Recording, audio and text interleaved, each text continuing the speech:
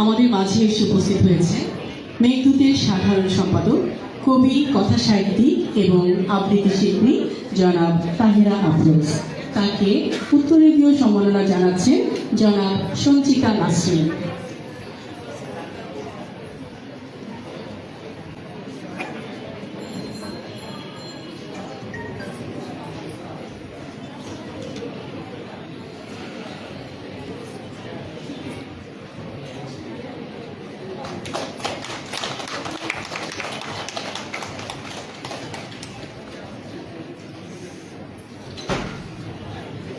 এবারে মেঘদূতের সাধারণ সম্পাদক, কবি, কথা সাহিত্যিক এবং আবৃত্তিকার শিল্পী জনাব তাহেরা আফরোজকে তার বক্তব্য প্রদানের জন্য অনুরোধ জানাচ্ছি।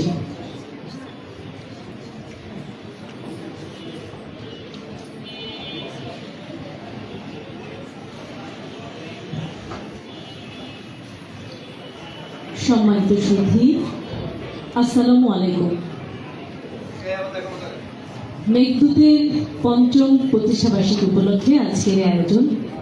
হল ভর্তি মানুষগুলোকে দেখে আমার খুব ভালো লাগছে। আমাদের সাথে আজকে মঞ্চ উপবিষ্ট আছেন, প্রধান অতিথি হিসেবে আমাদের মাঝে উপস্থিত আছেন বাংলা একাডেমির মহাপরিচালক অধ্যাপক ডক্টর মোহাম্মদ আজম। আমাদের মাঝে বিশেষ অতিথি হিসেবে উপস্থিত আছেন জনাব হাদিয়ার মীর। আজকে এই আয়োজনের আহ্বায়ক জনাব অ্যাডভোকেট গরিব নওয়াজ এবং আজকের এই অনুষ্ঠানের সদস্য সচিব জনাব খান আফিফা লুনা, কবি ও কথা সাহিত্যিক। মেঘদূত আজকের অনুষ্ঠানে সভাপতিত্ব করবেন বাংলা বানান গবেষক চৌধুরী রাশেদুল নবী। মেঘদূত একটা স্বপ্নের নাম। এই স্বপ্নটা শুরু হয়েছিল 2020 সালে। মেঘদূত যে স্বপ্ন নিয়ে যাত্রা শুরু করেছিল, সেই স্বপ্ন ধীরে ধীরে ডানা মেলে দিয়েছে। মেঘদূত শুরু হয়েছিল অনলাইন প্ল্যাটফর্মে। করোনাকালীন যে সময়টা ছিল, তখন ঘরবন্দি মানুষ ছিল।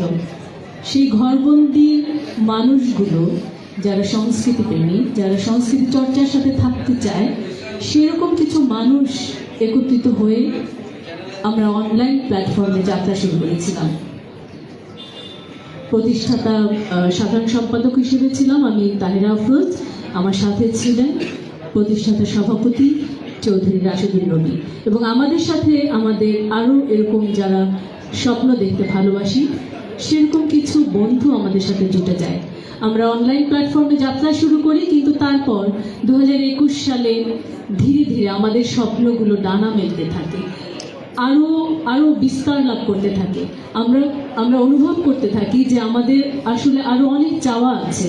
আমরা যারা লেখক, আমরা যারা আবৃত্তি করি, আমরা যারা সংস্কৃতির বিভিন্ন শাখায় আছি, আমরা আসলে কি চাই?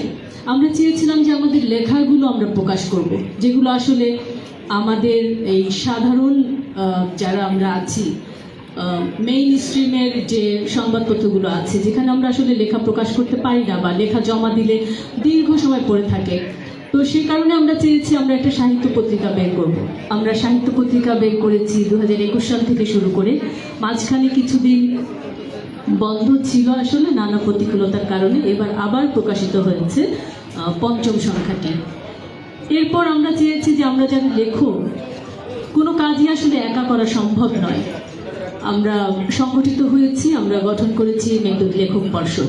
তারপর মেঘদূত আসলে এগিয়ে গেছে, নতুন নতুন স্বপ্ন দেখেছে এবং সেই স্বপ্নগুলোকে শুধু স্বপ্নই ছিল না, স্বপ্নগুলোকে মেঘদূত বাস্তব করতে পেরেছে, বাস্তবতায় রূপ দিয়েছে। আমরা গঠন করেছি কয়েকজন মিলে মেঘদূত প্রকাশন সংস্থা, যেখানে লেখকরা খুব সহজে তাদের লেখাগুলো, তাদের চিন্তাগুলো মলাটবন্দি করে প্রকাশ করতে পারছেন। আজকে যে মেঘদূত শুরু হয়েছিল কয়েকজন মানুষের স্বপ্ন থেকে, সেই মেঘদূত আজকে ছড়িয়ে গেছে সারা দেশে। শুধু দেশ বললেও মানে সারা দেশে না, একরকম সারা বিশ্বেই বলা যায়। আসলে দেশের বাইরে থেকেও অনেক লেখক আমাদের প্রকাশনা সংস্থা থেকে বই প্রকাশ করেছেন। তো এটাই আসলে নিয়ম। যারা গঠন করে দিবে তারা তাদের স্বপ্নকে ছড়িয়ে দেবে অন্যদের মাঝে, এবং অন্যরা যারা নতুন আসবে, যারা নতুন নতুন আসবে, তারা সেই স্বপ্নকে আরো আরো বেশি, তারা আরো বেশি সমৃদ্ধ করে আবার পরবর্তী আরেকজনের হাতে ছেড়ে দেবে।